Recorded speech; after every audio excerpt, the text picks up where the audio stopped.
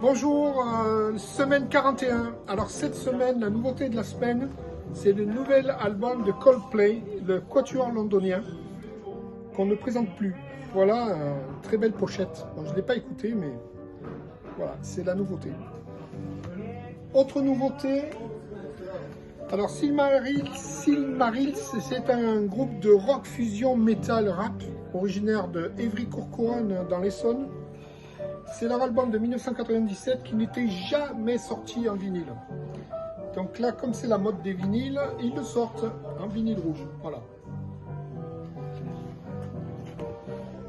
Alors, c'est pas vraiment une nouveauté puisque c'est sorti au Discardais, mais j'ai jamais pu l'avoir parce que c'était le Discardais anglais.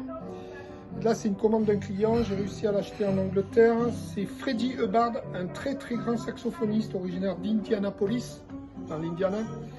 Et là, c'est en fait, c'est un live hommage à Miles Davis au Festival de Jazz de Varsovie en 1991. Bon, c'était jamais sorti non plus. Une autre commande d'un client, ça c'est une nouveauté. Journeys in Modern Jazz Britain, c'est-à-dire les voyages dans le jazz moderne en Angleterre. C'est une compilation qui reprend les meilleurs artistes de jazz anglais des années 60 et 70 sur le label Decca, prestigieux. Alors, une occasion, Houston Jump, l'artiste s'appelle Floyd Dixon, donc c'est un album américain de 1979.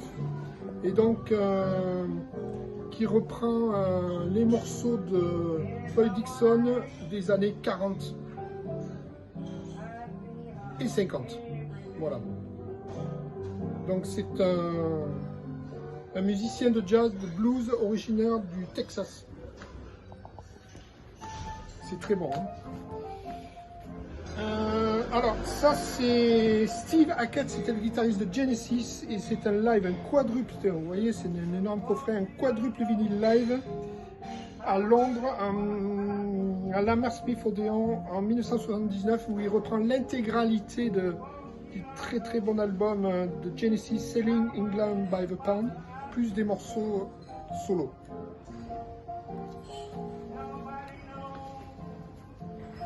Alors, une autre compilation américaine des années 70 du guitariste Elmore James, originaire du Mississippi. C'est un des plus grands guitaristes de blues.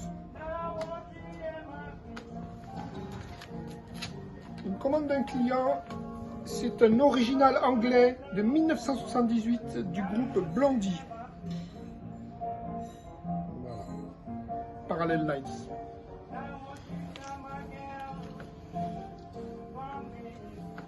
Donc nous avons là Détroit, c'est-à-dire c'est le groupe qu'a fondé Bertrand Cantat quand il s'est séparé de Noir Désir. C'est l'album Horizon et en édition vinyle transparent. Ça date d'il y a 2 ans. Et enfin le collector de la semaine. Alors vous le connaissez tous, c'est l'album du Velvet Underground M. Nico, qui date de 1967 et là en fait c'est du CD, mais alors c'est un magnifique coffret. Alors, je vous le montre à l'envers, donc avec un livre avec plein d'informations, des projets de pochettes, des photos de l'époque, voilà, des documents officiels de l'époque. Et alors, il y a 6 CD. Ouais, c'est pas du vinyle, c'est du CD. Il y a 6 CD. Alors, donc, dans l'ordre, vous avez les versions mono et stéréo de l'album. Vous avez l'album de Nico. Attendez, je reprends parce que j'ai plus le détail. Le CD3, c'est l'album de Nico Chelsea Girl.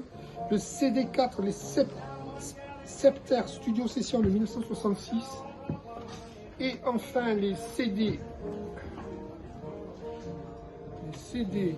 5 et 6, c'est live à Columbus dans l'Ohio.